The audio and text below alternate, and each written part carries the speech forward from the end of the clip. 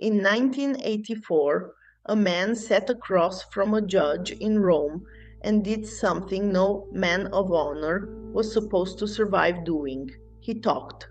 Tommaso Buscetta didn't just betray an organization, he shattered a myth Cosa Nostra had spent a century building about itself. To understand why he did it, we have to understand the world that made him and the war that unmade it. Cosa Nostra didn't emerge from nothing.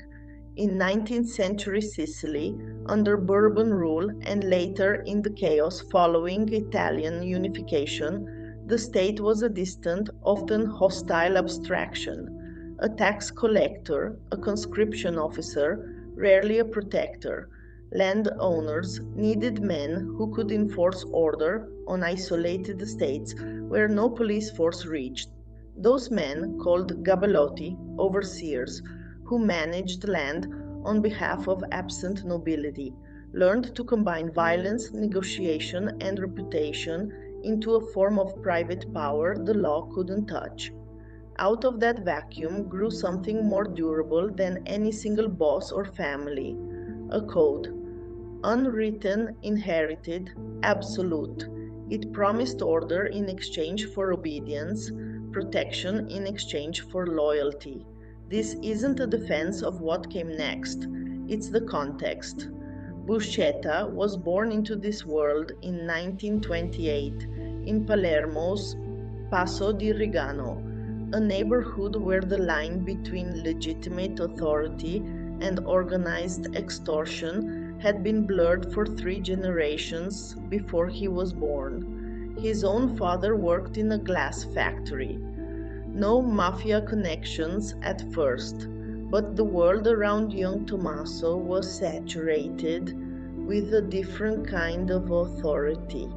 Men who settled disputes, controlled who worked and who didn't, decided who was protected and who was exposed.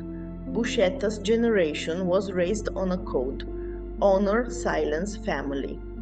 Formally initiated into Cosa Nostra in his 20s, he was taught to call himself uomo d'onore, a man of honor, governed by rules stricter, he believed, than the state's own laws. Betrayal wasn't simply illegal, it was a violation against something sacred. But strip away the mythology, and the code protected one thing above all: the organization's ability to extort, kill, and operate without witnesses. The pizzo, protection money extracted from shopkeepers, builders, and merchants across Sicily, wasn't a protection agreement between equals. It was a tax paid out of fear, enforced by violence against anyone who refused. Behind every appeal to respect was an implicit threat, and behind every refusal was often a burned business or a beaten owner. Buscetta himself moved quickly within this world, from Sicily to Argentina, Brazil, and later the United States, building an international reputation as a man who could operate across Cosa Nostra's American and Sicilian branches alike. He wasn't a low-level enforcer. By the 1960s, he was already a man other men of honor answered to. The pyramid Buscetta climbed had a strict architecture. Picciotti, young soldiers at the base, reporting to soldati, who reported to a capodecina, commanding roughly 10 men, who in turn answered to the boss of a borgata, a district family. Above them all sat the cupola, the commission, a council meant to arbitrate disputes between families and prevent exactly the kind of war that would later consume Buscetta's own life. Initiation rites bound men for life. In theory, a solemn ceremony, an oath sworn before senior members, a symbolic wounding of the finger, blood mixed with the burning of a sacred image to seal the vow.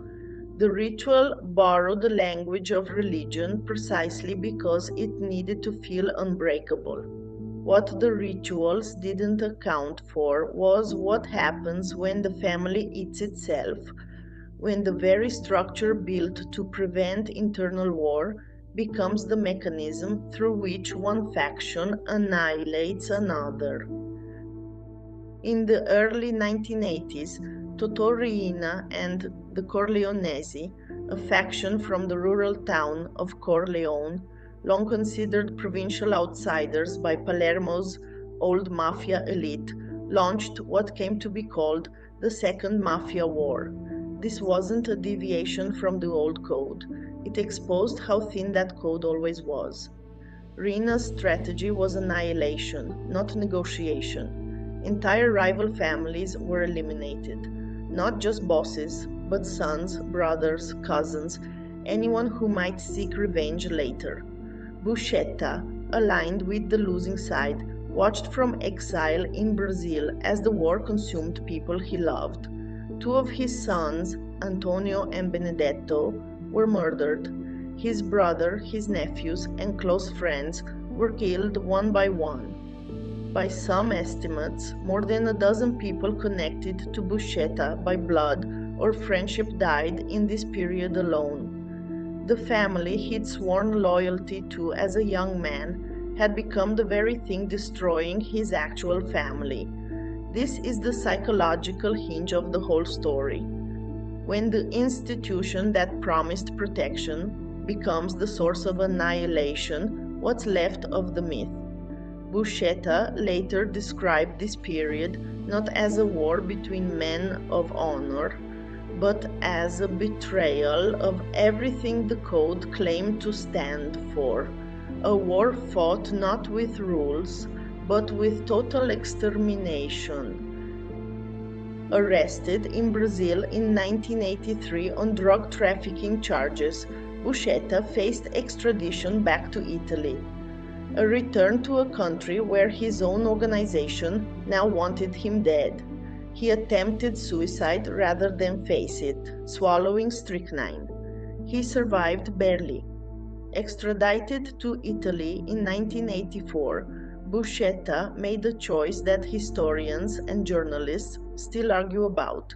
He began talking, not to police, but specifically to magistrate Giovanni Falcone, a judge Buscetta had come to see, through reputation alone, as someone who might actually listen without judgment, before action. Was it revenge against the Corleonesi who'd massacred his family? Self-preservation, given the mounting charges against him? A genuine break from a system he'd helped build and now watched devour itself?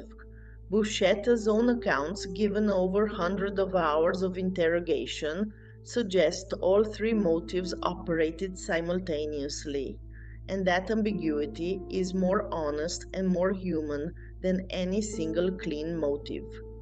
Buscetta himself resisted the word pentito, repentant.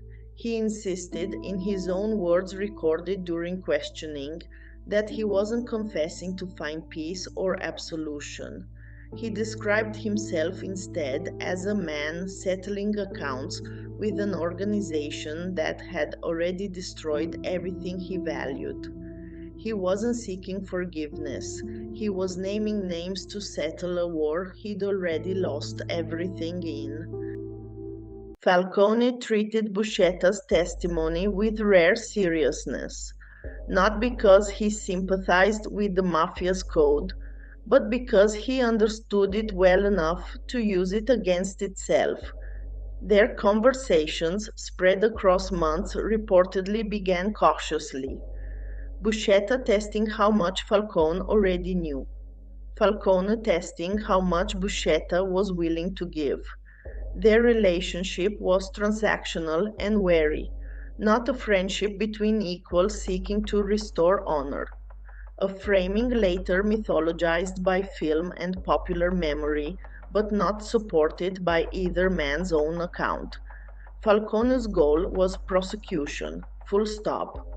He famously said that to understand the mafia, you had to stop thinking of it as a criminal organization and start thinking of it as a state within a state, with its own laws, its own justice, its own army. Buscetta's information helped him prove exactly that in court. Buscetta's testimony, more than 600 pages, delivered over months of questioning, became the backbone of the Maxi trial, which opened in Palermo's specially built bunker courtroom in 1986. Over 300 members of Cosa Nostra were convicted, many for the first time, on the basis of direct, detailed insider testimony rather than circumstantial evidence alone. It was the single largest blow the Italian state had ever dealt the organization. 4 years later, in 1992, the Corleonesi had Falcone assassinated. A car bomb on the highway near Capaci that killed him, his wife, and 3 members of his security detail. Buscetta, already living under protection in the United States, reportedly said, upon hearing the news, that with Falcone's death, the state had lost its only real weapon against the mafia. He lived the rest of his life under witness protection, in exile from the world that made him, and died in 2000 of natural causes, in hiding far from Sicily. Cosa Nostra sold its members a story about honor and family. Buscetta lived long enough to watch that story devour everyone he loved, and then he helped take it apart from the inside, not out of ideology, but because there was nothing left of the myth to protect. This isn't a redemption arc. Buscetta wasn't a hero, and Falcone never treated him as one. It's what's left when a myth collides with the people it was always going to consume. A system that promised order and delivered annihilation, and a man who survived just long enough to say so, under oath on the record. If you want more stories about individuals crushed by systems built to use them, subscribe to Acheron Files.